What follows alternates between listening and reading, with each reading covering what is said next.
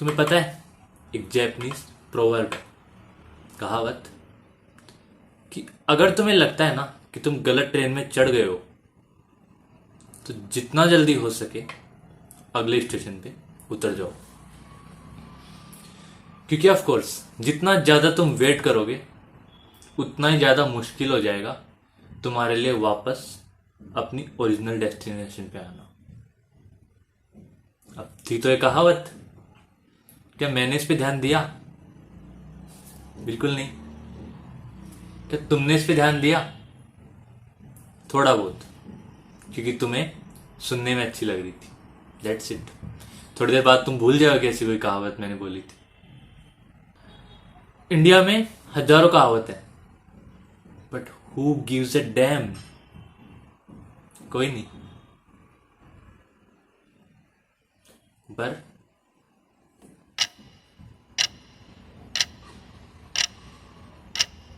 लेकिन फिर मुझे याद आती है अपनी कुछ गलतियां जो इन्हीं कहावतों के आसपास घूमती। मुझे याद आती है कुछ बड़े लोग की एडवाइस जिन्होंने मुझे बोला था कि रुक रुक रुक, उधर मत जा, गलत है वो, ये करेगा तो ऐसे नहीं होगा। Did I give a fuck? Of course not. And पता है उसकी वजह से क्या हुआ?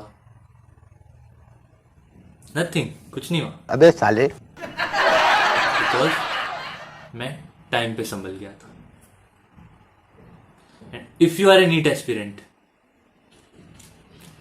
तो आज मैं वो 7 गलतियां डिस्कस करूंगा जो अगर तुम कर रहे हो देन ब्रो, जो तुमने सपना बना रखा है ना एक व्हाइट कोट पहनने का, फॉरगेट अबाउट इट, भूल जाओ उसे। And before we begin, this is Aman, first year MBBS student at RNT medical college, and this channel is all about it.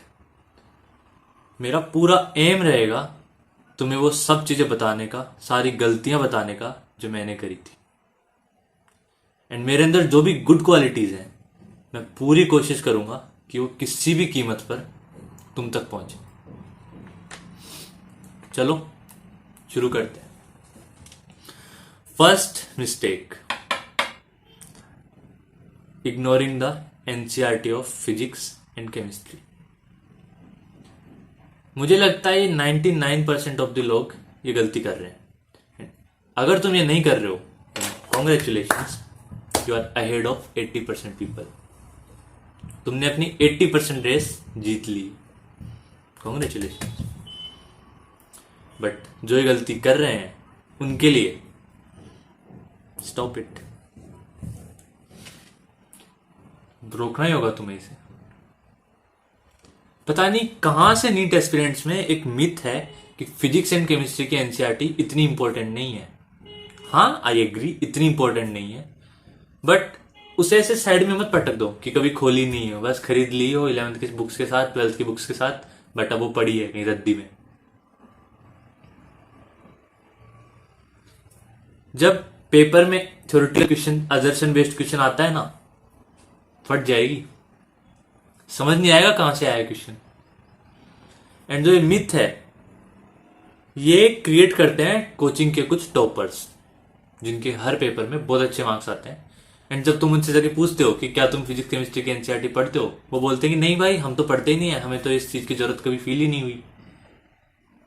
उन्हें नहीं हुई क्योंकि उनके सारे कॉन्सेप्ट्स क्लियर हैं, तुम्हारे नहीं है। अगर एग्जाम में असर्शन बेस्ड क्वेश्चन आता है वो लोग सही कर देंगे, उन्होंने उस लेवल की प्रैक्टिस कर रखी है कि वो कैसे तैसे करके उसका आंसर निकाल देंगे, तुम नहीं कर पाओगे। So stop comparing yourself with the toppers.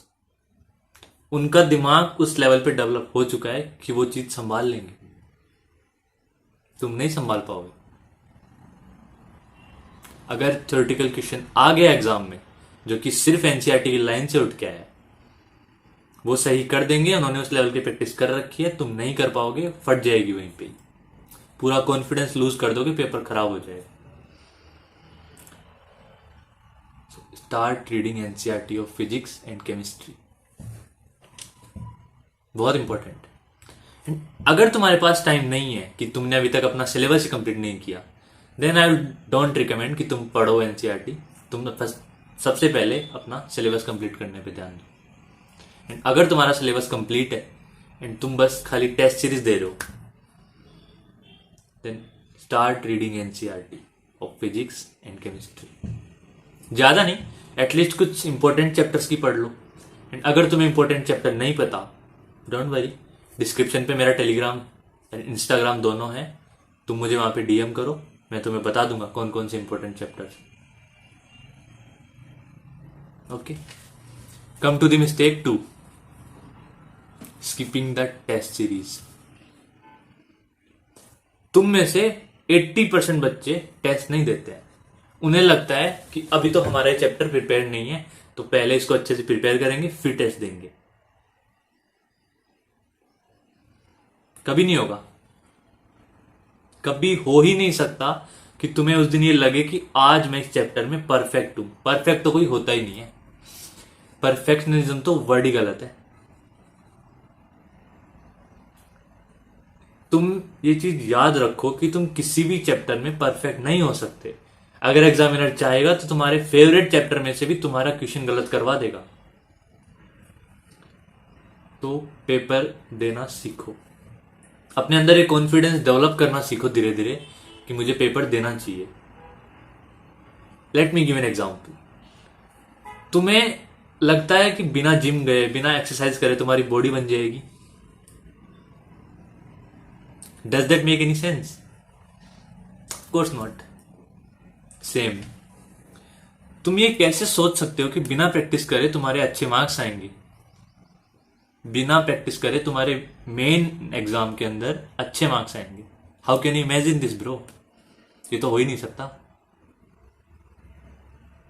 And इसको तो मैं मिस्टेक नहीं, ब्लंडर में काउंट करता हूं। तुम अगर आज पेपर नहीं दे रहे, डू यू थिंक तुम नीट वाले दिन उसका मेन एग्जाम दे पाओगे उतने कॉन्फिडेंस के साथ जितने कॉन्फिडेंस के साथ वो बच्चा देगा जिसने पहले ही 100 पेपर सोल्व कर रखे हैं? सो प्लीज पेपर देना चालू करो। फर्क नहीं पड़ता तुम्हें कितना आता है, तुम्हें कितना नहीं आता, पेपर स्किप मत करो। क्योंकि पेपर स्किप करोगे तुम्हें आइडिया नहीं लगेगा कि किस तरह के क्वेश्चंस एग्जाम में आते हैं। और हो सकता है आधे क्वेश्चन तुम पेपर देने देके सीख जाओ, तुम्हें उन्हीं क्वेश्चंस को पेपर से ही सोल्व करना सीख जाओ, वहीं से तुम्हें आइडिया लग जाए कि ये क्वेश्चन आएगा, मैं इसको ऐसे सोल्व करके इसका आंसर निकाल दूंगा। या इट्स हैपेंस, होता है ऐसा। बहुत सारे कॉन्सेप्ट्स ऐसे होते हैं जो तुम्हें पेपर देके समझ में आ जाते हैं एंड उनके क्वेश्चंस तुम आगे हमेशा सही करते जाते हो।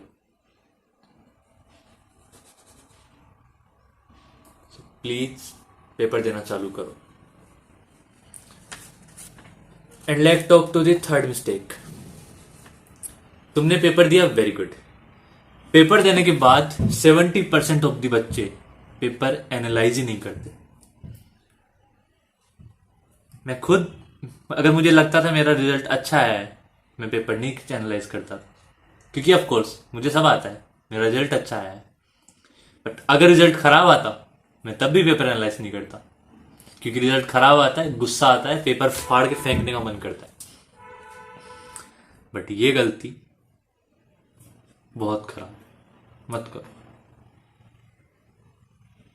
कुछ नहीं होगा उस पेपर को फाड़ के फेंकने से, तुम्हारे मार्क्स सिर्फ तुम्हारे हैं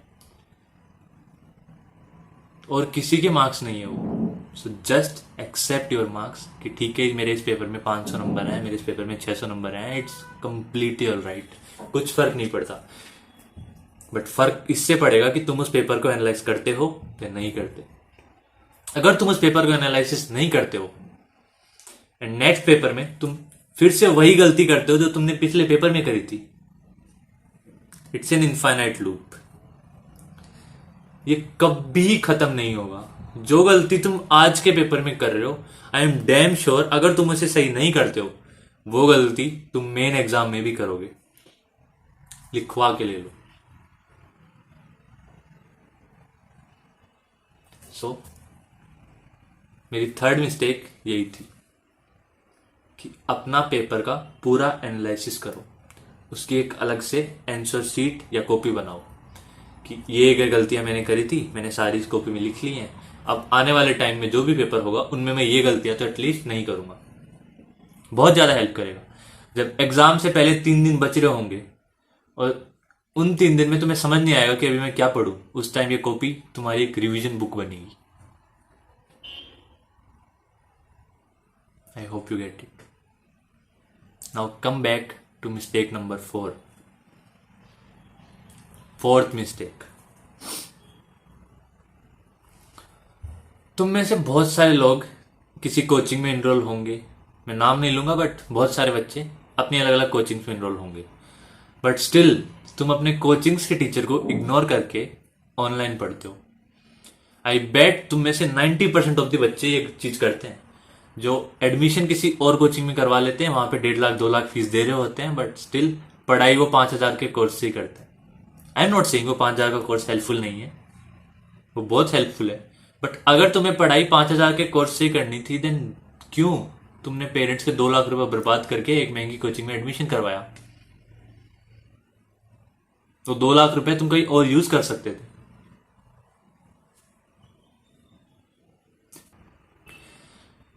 तुम्हें क्यों अपने कोचिंग के टीचर्स पे उतना भरोसा नहीं है जितना तुम्हें उन पे है जो 5,000 के कोर्स में पढ़ा रहे हैं? आई एम श्योर वो अच्छा पढ़ा रहे होंगे, but start trusting your own teachers. तुम उनके साथ डिस्कस करो अपने सारे डाउट्स, आई एम श्योर वो हेल्प करेंगे। उनसे दूर मत भागो। एंड यही थी मेरी 4th गलती कि टू मैनी स्टडी मटेरियल्स। समझ ही नहीं आ रहा कहां से क्या पढ़ना है। इस कोचिंग की टेस्ट सीरीज भी ले ली, इस कोचिंग की टेस्ट सीरीज भी ले ली, उसके मॉड्यूल भी ले लिए, इसके मॉड्यूल भी ले लिए, अब सारा मटेरियल तो पूरा है, बट समझ ही नहीं आ रहा पढ़ना कहां से है। नीट इज ऑल अबाउट कि तुम कितना लिमिटेड पढ़ते हो। तुम्हें पीएचडी नहीं करनी है, तुम्हें एमबीबीएस नहीं करनी है अभी। You just have to clear the entrance exam, so focus on that bro. क्यों भटक रहे हो अलग अलग जगह पे?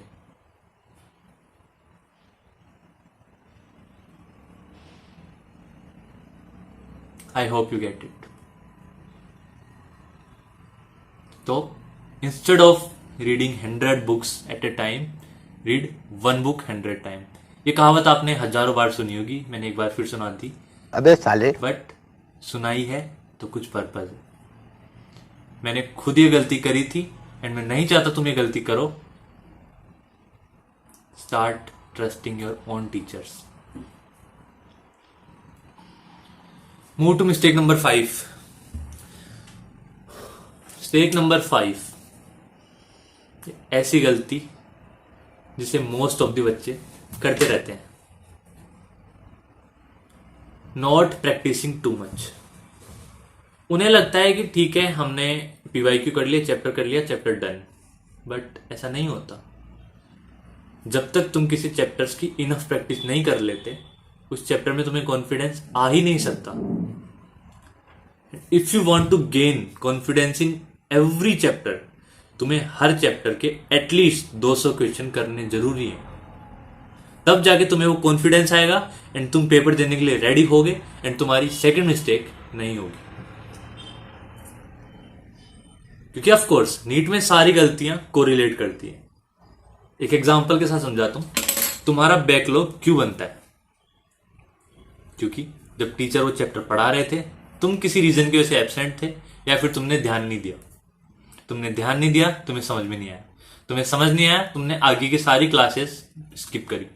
तुमने सारी क्लासेस स्किप करी, उसकी वजह से तुम्हारे वो चैप्टर समझ ही नहीं आया कभी, and it become a backlog जिसे तुम अभी तक क्लियर नहीं कर पा रहे हो। क्यों एक टॉपर हमेशा एक टॉपर रहता है? क्योंकि वो कंसिस्टेंट रहता है। एक टीचर के साथ अपना चैप्टर कंप्लीट करता है, टीचर के साथ अपना चैप्टर प्रैक्टिस करता है, एंड टीचर के साथ अगला चैप्टर में मूव ऑन करता है। That's why he is a fucking topper.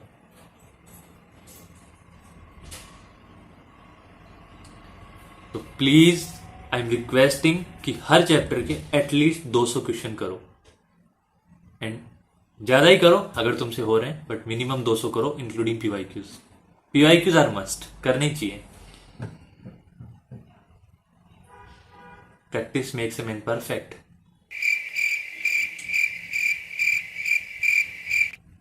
तुमने बहुत बार सुना होगा। Move on to mistake number 6। It's a very common mistake. सिर्फ पढ़ाई में नहीं, हम इसको हर चीज में करते हैं, and which is a fucking consistency. आज के टाइम पे एक नॉर्मल यूथ का अटेंशन स्पैन इतना कम हो गया कि वो 2 घंटे से ज्यादा पढ़ाई कर ही नहीं सकता।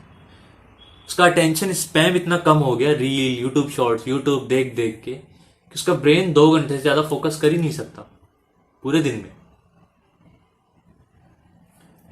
वो एक रीजन है कि वो कंसिस्टेंट नहीं हो पाता। कंसिस्टेंसी के बारे में मैं तुम्हें लेक्चर नहीं दूंगा। यूट्यूब पे हजारों लेक्चर पड़े हैं कंसिस्टेंसी के ऊपर। बस इतना बोलूंगा कि तुम डिसाइड करो कि तुम्हारा मोटिवेशन तुम्हारे डिस्ट्रैक्शन से कितना ज्यादा स्ट्रांग है। तुम अपने आप कंसिस्टेंट हो जाओगे। Let's move on the final and the last mistake.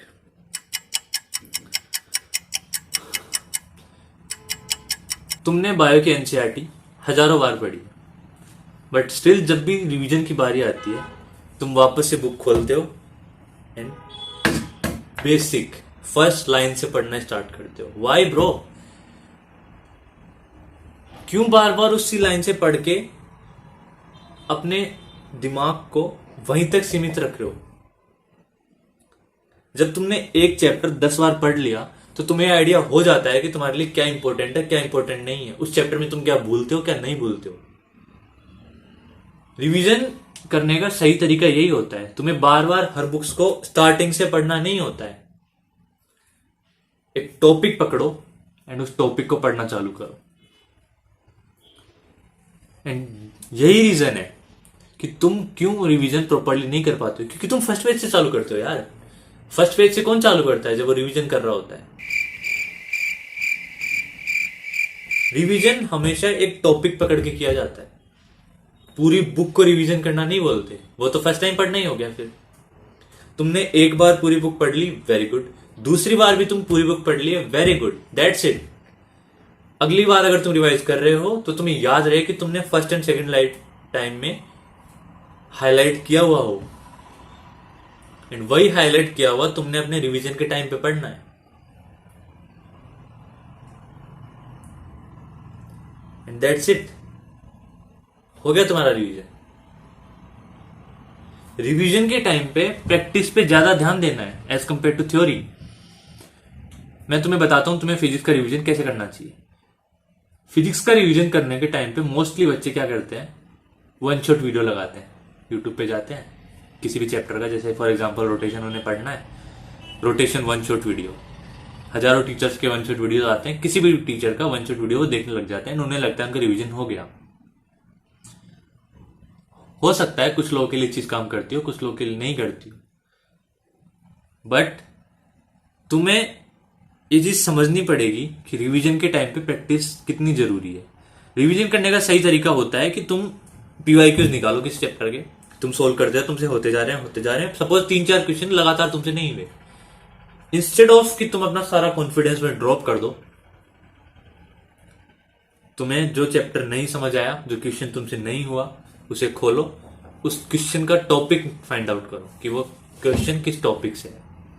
अपनी एनसीईआरटी खोलो, अपने नोट्स खोलो एंड वो टॉपिक रिवाइज करो। This is how a true revision work. एक सही रिवीजन करने का सही तरीका ये होता है। एंड आई होप आप ये 7 गलतियां अगर कर रहे हो तो इंप्रूव करोगे, एंड नहीं कर रहे हो, कांग्रेचुलेशन, तुम सिलेक्शन के बहुत पास हो। So stop doing these 7 mistakes. And remember, ये व्हाइट कोट तुम्हारा वेट कर रहा है। Just do it, work hard, stay consistent.